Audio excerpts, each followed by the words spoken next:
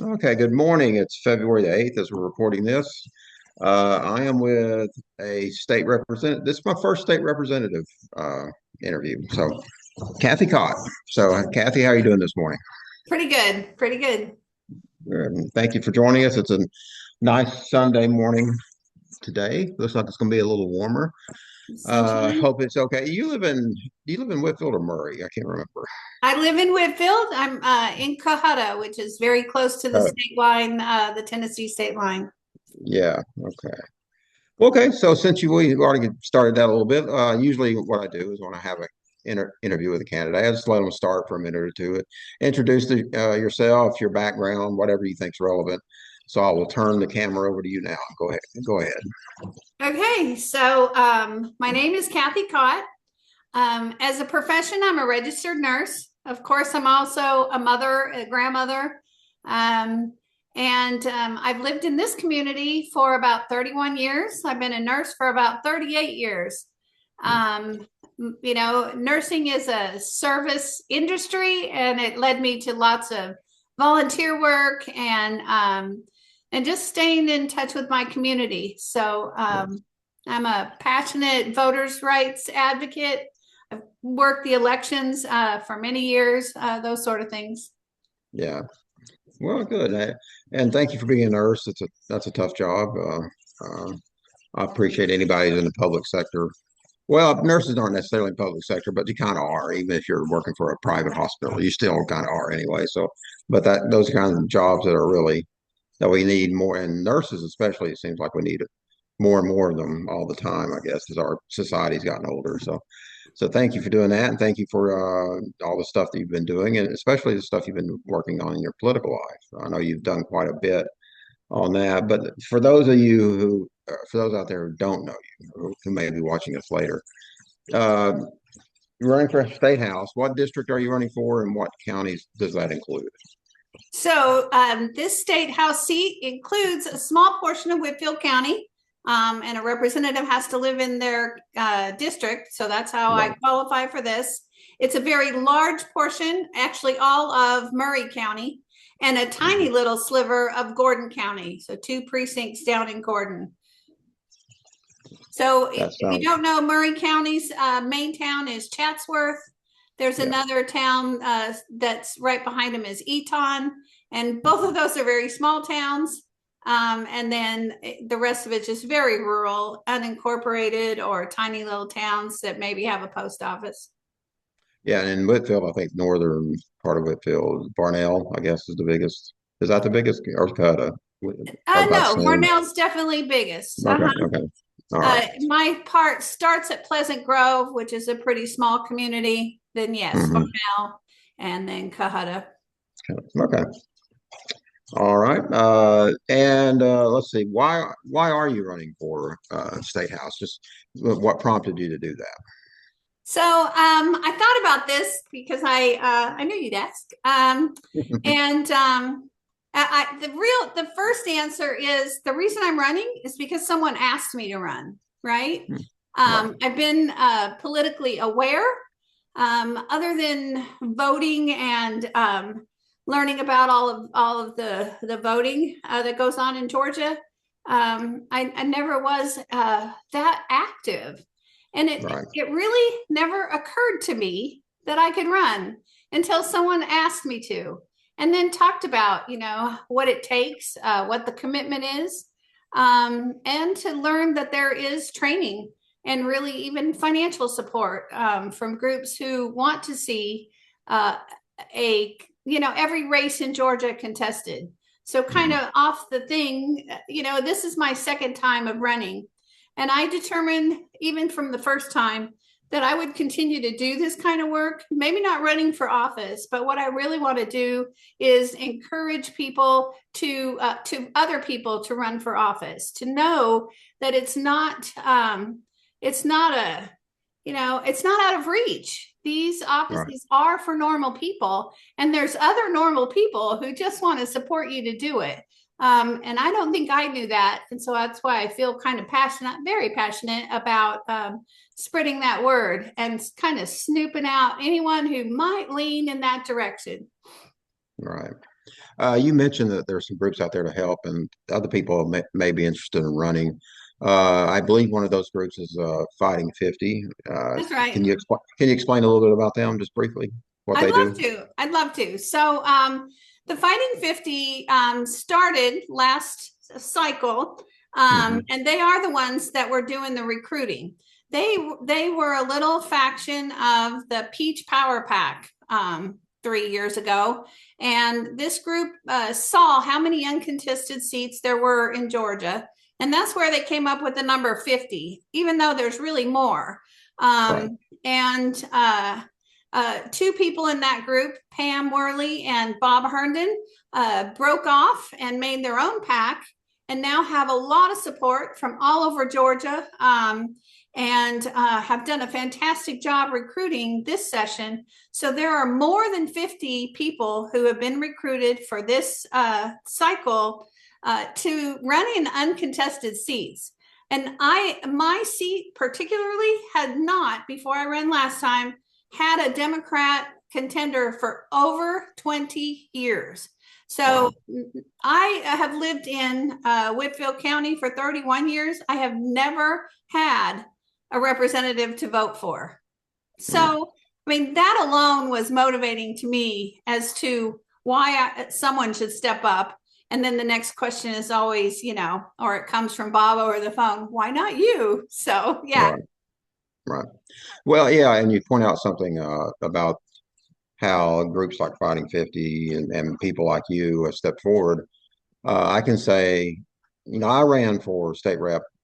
It was, I guess, 14 years ago now. I ran twice.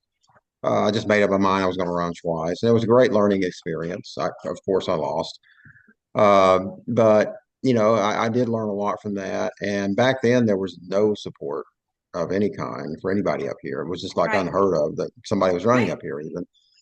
And this year, I think most of your district is in Congressional District 14. Most of it. I think the Gordon County part, a little bit of that's not, but That's everything else right. is. Two precincts in Gordon got stripped out in the last gerrymander. Yeah. So you're in essentially in CD 14, and all the state houses, I think, except two that are now in CD 14 have somebody running, have a Democratic candidate running in them. I think we may get somebody for those two as well. And so this is something of a banner year, I think, for Democratic candidates up here. We're actually beginning to appear on the map again in a big way. And of course, Sean Harris is running for Congress, and so yeah, this has been a very the upsurge is noticeable this year, and I appreciate the fact that candidates like you have stepped forward to help with that, and that means a lot to all of us up here who are Democrats and want to see the party, at least want to see people get another choice, That's right. That's offer right. another choice. Yeah, that's really what we're trying to do. Going back to you as a candidate, you as a potential representative, what would you say are your one or two or three biggest issues that you would like to see tackled as a state rep? So last year when I ran, I determined that the best thing for me to advocate for is the thing that I know best, right? And that would be affordable medical care, Okay. affordable insurance, and to tack on to that, because of my personal experience from friends and family, we up here in this district live in a desert for mental health care. So if someone in your family or a friend of yours has a mental health crisis, they have to go hours and hours away from home Right. to get treatment. And then they come back and there's no follow up. So this is a big failure on making a whole community, or making a community whole. Right. Getting, we have problems with, like every community, but up here in the rural area, we know that, drugs and alcohol, poverty, those sort of things lead to a higher rate of mental stress and mental illness. And people have to go far away to get treatment. It's a very sad situation in that regard. But then, Right. when you add to that the fact that people up here do not have a affordable option, I think this is true all over Georgia, of course, don't have an affordable option to have medical insurance coverage. The number one bankruptcy reason is for medical bills. Right. So it's just ads. Those are just things I'm really passionate about because I see people face to face with these problems every single day of my 38-year career. And it's heartbreaking. And the most heartbreaking is that there's solutions that have been laid on the table and our legislature has walked away from them. Just, the representative here that I'm running against has voted against expanding Medicaid, which would include an affordable option for so many thousands of people right here, his neighbors. So that's my first love, my passion, but it's partly because I know so much about it because of my profession. Right. Are there right now, I'm assuming, well, the state assembly is in session right now. There's a lot of bills going around. Are there any bills that have caught your eye in that regard, in healthcare or what have you, that you either positively or negatively? So I Uh, know that the expansion of Medicaid came very close to passing. I think it was not last session, but the session before. And I yeah, have been watching bills, and I can't spout the number if there is one to put that back on the table. But if there was one, I would be right on board doing whatever I could to support it. And I'll tell you just a couple of other things going on in the world have really impacted our community.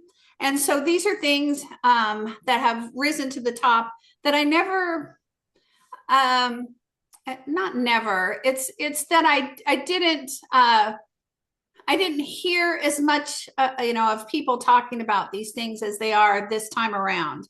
And so we can start with the tragedies and travesties that are going on with the ICE actions all over the United States. yeah, But my territory, my district, has a huge Latino population.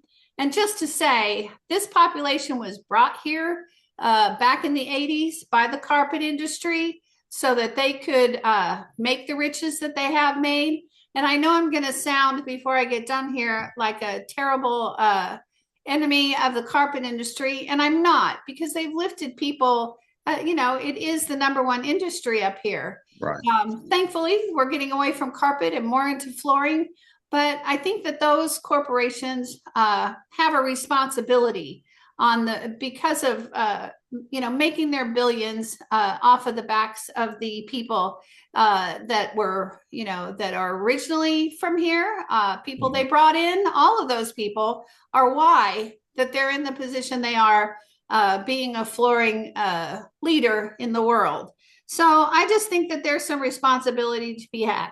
So all that to say, it hasn't happened on a mass scale like we've seen on the news, but I fear that it's coming because of our population being so heavily from immigrants. And the thing is, because they were brought here so long ago, most of them are United States citizens by now. The children that my kids went to school with, and my kids are in their 40s. So, and then kids today that I see that are of Hispanic or Latino descent, they don't even speak Spanish, most of them. Maybe their grandmother does. They know their culture, from their home life, but they are American kids through and through, American right, people, American workers. And so back to the question was about bills. There's a set of them that I've seen that would protect our community from some of the actions that we see that ICE is doing, like take off their masks, protect schools and churches. And the last one I'm a big fan of is making sure that if we use the National Guard, the Georgia National Guard, that it is something that the governor and the officials of the state have requested, and not something that the federal government has pushed upon us. That right, seems to me like, and it is what I hear from my neighbors, that, one of the big issues they have about National Guards going into places is those are our kids. Those are our troops, and they should right, be helping us, not helping the federal government to be against our residents. So that's a really important one. a salient issue for the day. I think another one that is particular to our area, and actually sponsored by my opponent and all of the representatives in Whitfield County. So Whitfield County is split into three, and all of these representatives have signed on to it's HB 211, and that bill it protects the corporations and anyone. I wrote it down here. Anyone who has used, received, distributed any chemicals, any PFAS chemicals. So that's the PFAS, but it protects the corporations. And kind of back to what I was saying earlier about these corporations, I am not against anything that they're doing as far as what they bring to our community. But I think it was Kennedy who said, "To those who much is given, much is required." And I think that they should step up to their responsibility. We all wish that corporations would do that voluntarily, but when they won't, they need to be held responsible to the community that made them rich, quite honestly. So that's what that bill is. And all of our representatives here, I feel like they voted for the corporations against the people. And I have been shaking hands, looking people in the eye, and these are things that they're concerned about. So I think the last one I'll throw in is the voting, to secure our voting. I think we have to watch out for SB 214. They're trying to add a lot of requirements. I mean, it's very reminiscent of a poll tax, to put extra requirements on people to vote. And I would be against anything that makes it harder to vote. Of course, we want a secure vote, but we all know that we have that here in Georgia, in spite of what is being said. Right. So those are things I'm passionate about. Well, good. Those are things I think a lot of people are speaking of passion. Didn't Murray County have a recent? It wasn't. I don't know if it was PFAS or it was about. It was environmental. Yeah. Mm-hmm. Can you explain a little bit for people who don't know that? What was going on there? Yeah. So this bio-waste, it's not a factory, but processing center. I think that the way I understand it, that this arrangement was made without a lot of transparency before we switched commissioners. So it's Murray County's last commissioner that sealed the deal with these gentlemen who leased their property to this bio-waste facility and so forth. So one of the things that the residents did, and I'm really proud of them for doing this kind of activism, I think it's kind of fun to say that Republicans are actually environmentalists when you try to bring something into their backyard. And that's what's happened here. One of the phases of treating this bio-waste is at the end, the byproduct that's left behind is a liquid that that would be sprayed over the land, and then supposedly biodegrade. But what they know about that product is that it contains some PFAS. And so we're all really aware up here about what PFAS has done. So in that way, it was easy to rally up the residents to let them know that here's another company who wants to spray that stuff on our fields. And that was the beginning of it. And it really spread very heavily through the community. So not only are they aware of PFAS, but they're also aware of industry trying to sneak in the back door and use some of our beautiful country for their purposes without regard to the residents. I wanted to put in a plug for the PBS Frontline video. I'm sure you've seen it. I've heard about that, yeah. It's called Contaminated, the carpet industry's toxic legacy. Easy to find. It's an hour-long frontline special. And if you know North Georgia, then you'll recognize every single thing about this. Right. And it's a very sad situation, but it highlights the fact that these corporations don't want to take care of the people that built them. Yeah. And just to finish up that about the Murray situation, is that still going through, or is that still? I think there was. I think that it's going to end up going through. It's Right. still kind of on the brink. The people are very against it, so they may find a way to stop it. But Mhm. it's in the courts. Let's put it that way. So we don't know how it's going to turn out. Yeah, we've But seen. Go they ahead. I'm really sorry. had their ducks in a row when they got those contracts together. So we'll see. Right. Yeah, we've seen several examples of companies trying to it's kind of either sneak in or just quietly try to do something without raising. And we had that recently happen up here with a battery plant that got shut down for now. I don't know.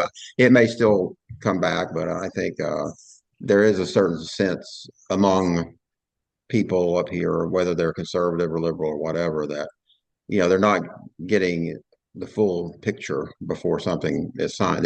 It's getting signed behind their back almost before they even realize it's going on. And so that does seem to be something in the air up That is here. absolutely how the people perceive it, Yeah, how it looks and how it feels up here. I think that data centers are on that list. right. I think that these detention centers are also going to try and come up here, and we need to Yeah. be alert for that. Okay. Well, thank you for all that background. For people who don't live here, who may be watching, there are a lot of even people who do live here may not be aware of all this going on. And we need some people out there pushing this information out in the public, at least, so they can make up their own mind. That's right. The battery plant up here on Lookout Mountain, the proposed one, may be a decent thing, but why are they trying to just, backdoor it in? And those kind of things cause people's alarm bells to go off, I think. That's right. So thank you for that look into what's going on up here. If we can switch over a little bit to the political side. Now, I know North Georgia is a very Republican area. We do see some improvements, I think, in the Democratic performance up here. It's going to be a long haul, and your district, I think, is one of the more probably conservative Republican ones. So, what do you need from people watching this who may live in your district or nearby if they want to support you? What do you need from potential supporters to help you run an effective campaign? So I have decided from my experience of running last time and this time that the number one thing that I can do is be in front of people, to talk to people, just have conversations. So that's going to be one of my big asks of anybody this time around, is that if you have a group of 4 or 5 friends that you want to get together for coffee, I'd like to sit down and just introduce myself and talk about what their concerns are. One of the big things that I did last time around that I felt like was very effective was I showed up at everything, basically, festivals, Mhm. those sort of things. Any of those are really good to not go by myself, to have, other like-minded people with me to spread the word. So anyone who wants to tag along on adventures like that, I would welcome that. Right. And like every campaign everywhere, because of how our system is set up, donations, and I know we hear it all the time, no matter how small, really matter. One of the things that I've been pushing, especially with the Whitfield and Murray County Democrats, is that I would like to see. I am very supported when I go to those meetings, when I hang out with Mhm. those folks, but I would like to see everyone's name on my donor list, right? Because what my line is that if you don't support me, I don't know what I'm doing here, right? So Right. I'm not asking for, most of these people are not really well off, but to have a $5 or $10 donation on the books, my opponent has, a very small handful of donors. They all write very big checks, and he meets them down at the Capitol. So he's popular because he was born and raised here, but that's not the people who donate to his campaign. And I want to be different than that. I really do want to be a grassroots candidate that is supported by the people who live here and who know me. So that's one of my big, financial asks. The other stuff is very typical. I will have, as we get closer to the election, a phone banking setup. So if you feel comfortable making phone calls, really for name recognition and just to talk to people. And most of the time we're calling people who are Democrats, but I need to make sure that everyone who is even leaning our direction knows my name and knows that I'll be on the ballot, because I know for sure, because people told me that they haven't been going to the polls because there hasn't been anyone to vote for. And they went to the polls just to vote for me. So I know that that carries some power. And then, postcarding, that was another big one. I got a lot of emails from people saying they got my postcard and they didn't know I was here until that came. So I think those are powerful, inexpensive ways to reach out and talk to people. I think that I'm going to have very few events where I spend a lot of money on Democrats. I would like to have one big, I'm going to call it some kind of health fair or community awareness event where I have some nurses taking blood pressures and blood sugars, and have a table of mental health professionals offering information, and probably a table for food donations or food giveaway. Maybe, I know in the summertime I gave away eggs when the school feeding program was on a vacation. So I want to use some of the funds to give back to the community, to let them know that this is what public service is. That's a wonderful concept. I hope that plays out well for you. Thank you. Me too. You spoke about donations or volunteers. You have a website. Of course. What's the URL of that? It's CathyKott.com. Cathy with a C. Kott. CathyKott.com. That'll go to my website. At the bottom, or at the top of the page, is a Act Blue link. At the bottom of the page are all my socials. So my page doesn't have as much information on it about what I'm doing as my socials do, because that's where people seem like they go more often. Yeah. These days, that's probably true. Okay. Well, I appreciate all the information you've given us, and I always give the candidate at the end 1 or 2 minutes to sort. If you have a stump speech that you give to people about why they should vote for Cathy Kott, now's the time to give it on the video. So I'll let you have the final word with that. Go ahead. Well, I feel like I gave you all my points already, and I think the only thing I left out is that I really want to be a representative for the people. I want to do things that have never been done up here before. Like I just described, I want my work and my donations to go towards serving the community. When I'm elected, I would like to have an office right on some really nice corner of of Murray County. I wouldn't be able, obviously, to be there 24/7, but it would be a contact point for people to see that you have a representative and there is a place to go. Right now, most of the people in Murray County don't even know who their representative is. So I think that that's a travesty of our system, that our representatives have gotten too far away from who they represent. And, some other things that I would advocate for would be term limits, because I think that public service was meant to be, for everyone. Well, maybe it wasn't designed that way, but that's the way I think it should be. And if we don't step aside and cultivate next generations coming in, we're not going to make the kind of progress that matters to the people who are inheriting this system and this earth. So I think that probably covers the things that I'm passionate about.